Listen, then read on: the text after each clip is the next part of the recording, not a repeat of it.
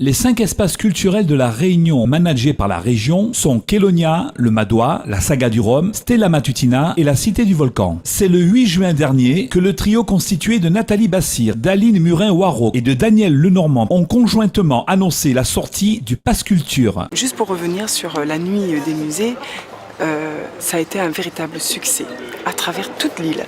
Donc c'est vraiment confiant qu'on lance aujourd'hui ce Pass Culture pour permettre aux familles de partir visiter d'autres lieux qui n'ont peut-être pas eu l'occasion de faire, et ce à moindre frais. 23 € qui permet d'accéder à 5 établissements aujourd'hui des musées régionaux. C'est vraiment permettre à chacun d'entre eux de s'approprier leur culture, leur histoire, leur patrimoine. C'est très important aujourd'hui de se retrouver dans notre Réunion, celle qui a construit au fil du temps son histoire pour faire ce qu'elle en est aujourd'hui. Pass Culture, ça s'adresse aux familles réunionnaises, certes, mais aussi aux touristes.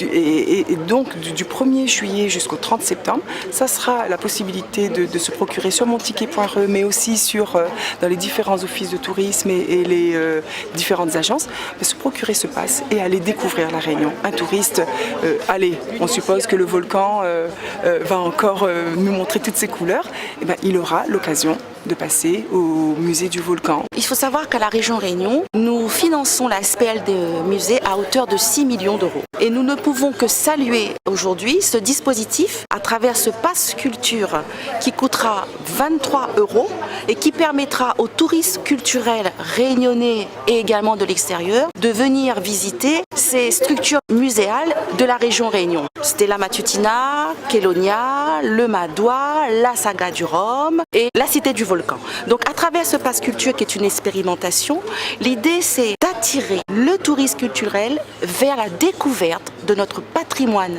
naturel, historique et artistique. Une façon aussi de favoriser ce lien entre tourisme et culture et bien sûr d'ouvrir ce champ de la démocratisation de l'accès à la culture. Pendant cette période bien précise, du 1er juillet jusqu'au 30 septembre, en sachant que nous sommes en période de vacances scolaires, le public est libre de pouvoir venir visiter ces structures muséales. S'il y a une exposition au musée Stella Matutina par exemple, ce sera l'occasion de visiter le musée, sachant qu'actuellement il y a une belle exposition sur la mer qui est en préparation. La Saga du Rhum, effectivement, a le plaisir d'avoir dans son capital la SPL Réunion des musées régionaux et donc d'inscrire son développement dans des actions partagées.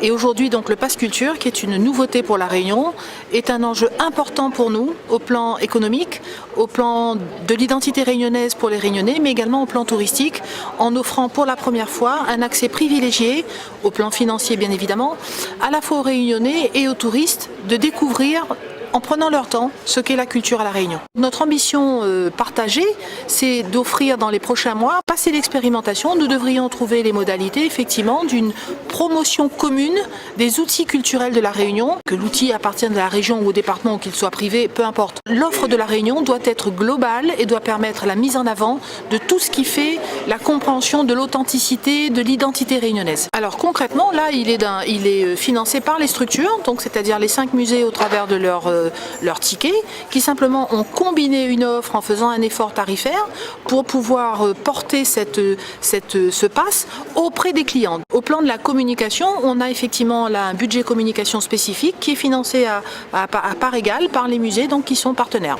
Et aussi au cœur des activités touristiques que ce Pass Culture est mis en place.